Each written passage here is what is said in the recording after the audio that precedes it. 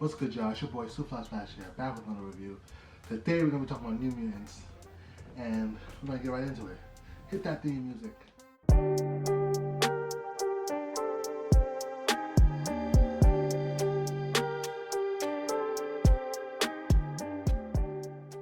Before we get into New Mutants, we're gonna talk a little bit about COVID, and so obviously this movie released in theaters, and so theaters in my area are starting to open up little by little.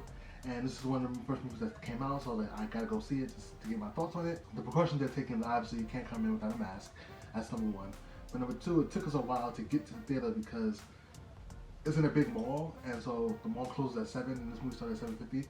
So I had to navigate around the building to find out where the hell the movie theater was, and go through the food court to finally get to the movie theater. But so they closed up half the movie, closed up half the mall, and the rest of it, there was hardly anybody in there. But even since this is a movie, an X-Men movie, and it's the first day it came out, there were plenty of people in the theater, and I'm happy to report that they were all wearing masks. Everybody was performing social distancing, which was good, and it just felt like a normal theater. There was hardly anybody in there. I would say 20 people in the theater at once. There was nobody on the floor going into the theater, nobody hanging outside of the theater, and it felt like that one theater was the only one playing any movies, because it didn't seem like I didn't see anybody coming out, going in, nobody waiting for the movie. I didn't see any other lights on, so I think there was just only one mutant. They were playing one big movie at a time, and so until they really get used to everything, and most of the seats were blocked off, but they weren't coming in there checking to see if everybody was social distancing or whatever. They just said hey, if you pick this seat, we're gonna cut off these next seats. So these are only certain seats you can sit at. And so if you order online, there are only certain seats you can actually buy. But once you got in there, obviously you could sit whenever you wanted. So I mean, that was cool. I think everyone had the mask on the entire time. I made a point to look around to see if people were still wearing the mask while the movie was starting. I seen that it looked like people were wearing it for the entire movie. Everybody was being safe, and there was, I don't remember if there was any hand sanitizer before you got into the theater, but besides that, I think they really did a good job, and they need this money, so they don't want to cause any panic to make it close down again, because as you remember, AMC opened up their theaters early, and then they got all these cases, and they had to shut down again. So Regal is going through slowly but surely, and I would imagine in the next couple months or so, they'll start ramping back up and having more people come in and more movies playing. Now, on to the movie, New Mutants. This movie is fine. It's okay. It's mediocre. What I would describe this movie as is you watch the movie and then you instantly forget about it as soon as you leave the theater. It's one of those movies. I didn't hate it. I didn't love it. It was fine. I didn't feel like I wasted my time, but I'm also glad I didn't pay for it as well. So I'm in the middle of the road with it, really. Literally after I got out of the theater, I didn't know what to think of it, and I had to sit down and think about my feelings and how I really wanted to talk about the movie. But I just feel about it. Will I watch it again? If it's on cable or Netflix, and I'm with people who haven't watched it, I'd watch it with them just to see what they think about it, but I'm not going out of my way to see it. The thing I like about this movie, the thing that I think works fantastically about this movie is Anya Taylor-Joy. She's a gem, and she does a really good job. I like her character. Her character's just a mean bully. So the main crux of this movie is all these mutants get rounded up who committed crimes, but they committed crimes where they were accidents because their powers were unleashed, and they didn't know how to control it, and they killed somebody in some way. And so instead of going to jail, they got sent to this hospital. It's basically a mental hospital for mutants, and the doctor there is trying to teach them how to control their powers before they move on to the next program, which will help them harness their powers and be a valuable member of society. And so all of them have tragic backstories where they kill somebody, blah, blah, blah. But Anya Taylor-Joy's character is like a bitch the whole movie until you figure out things that happened to her, and they hint at some weird and crazy shit that happened to her in her past when she was a little girl.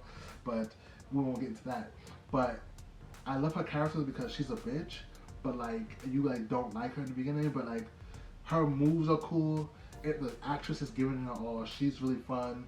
The way she portrays the character is really cool, and she's the one thing that's keeping it watchable. Like, because everybody's just sad and depressed and woe is me, and she's the one doing the. She got all the one-liners. She's got all the colorful language. She's got all the character. Like, she's doing shit, and she's not just sounding like a drone.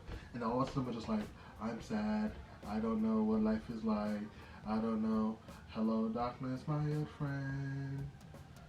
Come and capture me again. I don't know the words to that song. Yeah.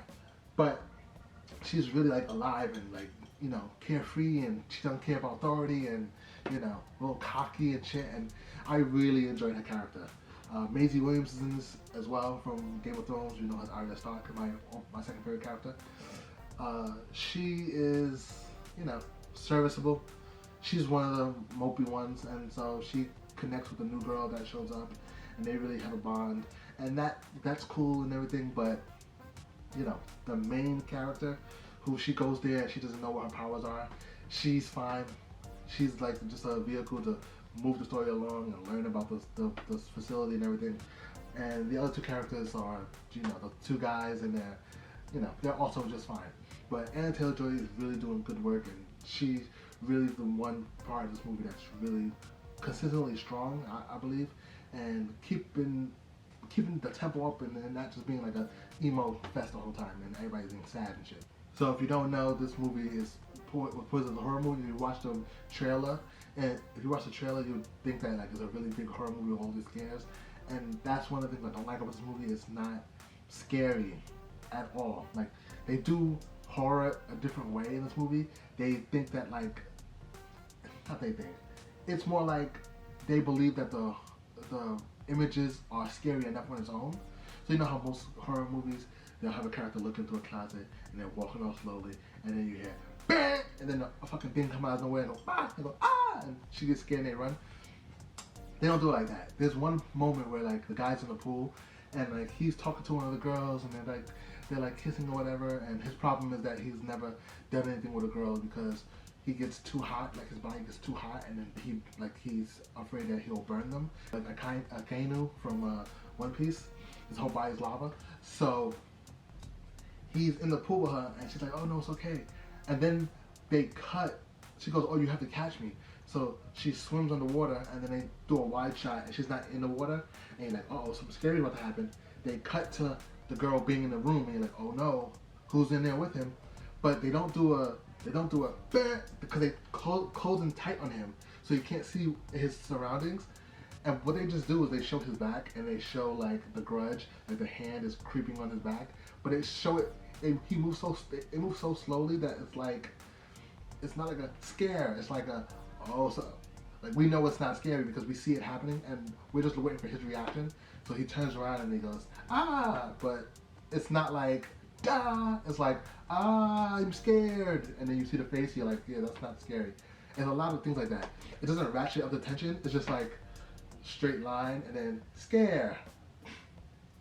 I'm scared now, and it doesn't go dun dun dun dun dun dun dun, dun scare. It goes, which, you know, it doesn't lend well to this movie because it's supposed to be a horror movie. I would describe this movie as like Breakfast Club mixed with The Conjuring mixed with Sucker Punch, if you've ever seen that. So it's about these 5 kids, they're all in the facility, right? And they're learning about each other, and they're all different, and you learn that they're deeper characters than just the archetype they've been put into. Like the jock, or the ladies' man, or the southern boy, or the Native American girl, or the bitch. They're deeper characters, so you learn about the characters. So it's cool in that way, learning about the characters, learning what makes them different, and they're just not one-dimensional. That's fine. And then it turns into Insidious because it's trying to, like, all these demons are showing up, but they're not scary and they don't scare you. They're just in the background, and they're like, oh, look, hey, here I am. And you're like, oh, okay. There's one villain that looks scary, but like, you know, they never do anything with him. Way he's popping up to try to get you. It's always like, oh, I see him down there. I better run. So it's not really scary. The action's cool, I guess. Them using their powers finally. Like the last 10 minutes, they're all just using their powers with reckless abandon, and it looks like they got pretty good control of it to me. But okay, But yeah, so action was whatever. It wasn't a lot of action in it, but it was cool for what I seen. One thing I didn't like is that the movie feels disjointed because it doesn't know what it be. Like it has a Breakfast Club moment, and then like 6 seconds later, is a horror moment happening, and then it goes straight into Sucker Punch territory, and then it goes back to Breakfast Club, and it goes to Sucker Punch, then Breakfast Club again, and it's like, are you trying to be a horror movie? Are you trying to be a coming of age teen thing? Like, but they don't meld together. It's just like this scene is the Breakfast Club scene, and then this scene is the scary scene. The great thing about the Marvel movies and what the movies are doing now is like, Winter Soldier is a great example. Is like it's an espionage Mission Impossible movie using superheroes, right? And so that works inherently because you're putting your superhero characters. So like Tom Cruise is doing stuff, you're like, oh, that's impossible, which is the whole point. And he's a human, so you like, oh my god, that's crazy shit he's doing. Superheroes, you believe they do more stuff, and so you see them doing less stuff. Like, okay, I'm tracking the asset. This asset's tracking me, and when if I need to use my powers, I can use power to get out of crazy situations, and that's fucking cool as shit. And that's why that movie works so well, because it's a genre movie with superheroes. And horror movies should definitely, I don't know why people didn't think of this before, it's a great idea having a horror movie with superheroes, because horror movies usually involve the supernatural. And now what if you do now what happens when you try to do something supernatural against somebody with powers? Like, what's the dynamic? You're trying to scare somebody and take me to the underworld, but I got powers and I won't let you take me. Now, you would think that like that's such a good match, but here it's just like they kind of do that, but it's like, oh, scary things are happening, and their powers get activated, but they're so scared that they don't want to use their powers, and it's just like, bro, use your powers. What are you doing? Why are you sitting there? There's a point where one of the guys, he's sitting there scared. I'm like, bruh, use your powers. You can do something about this. You can help. Please, try. And understand that they're teenagers, they're teenagers, and they're scared about using their powers, but this is clearly like a bad guy. You can kill these people. There's a demon. Kill the demon. It's fine. But, so it doesn't work in that aspect because it's also a Breakfast Club type of movie, like coming of age movie. They're trying to set, it's not just a horror movie. It's also this extra thing going on. So that's why another reason it feels disjointed, because it's trying to be all these things at once. And it works out for the most part, but not all the way. Last thing I'll talk about, the powers. Powers are pretty cool. Anna Taylor-Joy, of course, she's the best character in this movie. So she got a power where her shit turns like a little armor comes around her arm, and a sword comes out, and then the sword turns like blue, like flame, or like covering, and then her eyes turn blue, and then she can also go into an alternate dimension, and like brings things into it and jump through a dimension and like basically create a portal, create a dimension here. She can play in that dimension and then leave the dimension and go somewhere else and teleport to a different part of the map, which is great. And then one's the fire guy, the lava guy, one's a wolf, one has a power where he's like the Flash sort of. He's like the boomerang in that Kill Justice League game. He can zip from here to here. And that's like one of his stories. Like he zipped through somebody, like the guy from The Boys. Like he ran through that girl. He basically did that and killed a whole bunch of people. And then the last girl, she doesn't know what her powers is, and you find out what her powers is, and like obviously, like the twist, like they saved the twist until the very end, and you're like, yes, that was obviously her power, because how would this whole movie happen if it wasn't her power? Yeah, her powers are cool. The interactions were cool, I guess. But Anna Taylor-Joy saved this movie for me. If her character wasn't in it and Anna Taylor-Joy wasn't playing that character, this movie would be a dead for me. But she makes it very watchable, and it's worth to watch it for yourself to see what you think. But I'm still like in the middle. I like the movie, and there was points where I think it didn't work. But all in all, I wouldn't go watch it in the movie theater again. That's for sure. But if it came on Netflix, I'd watch it again. That's my review of The New Mutants.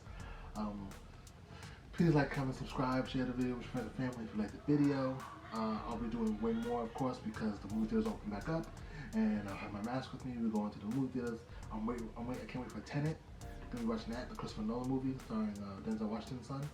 And that one I know is gonna be good because his movies usually have a big conversation around it and has people talking, that's for sure. And it looks cool and futuristic and scientific, and I'm so interested and intrigued in what the story is about and how it's gonna end up and everything. So, like I said, like and comment, subscribe, share the video with your friends and family if you haven't already. And I'll see you in the next video. Peace.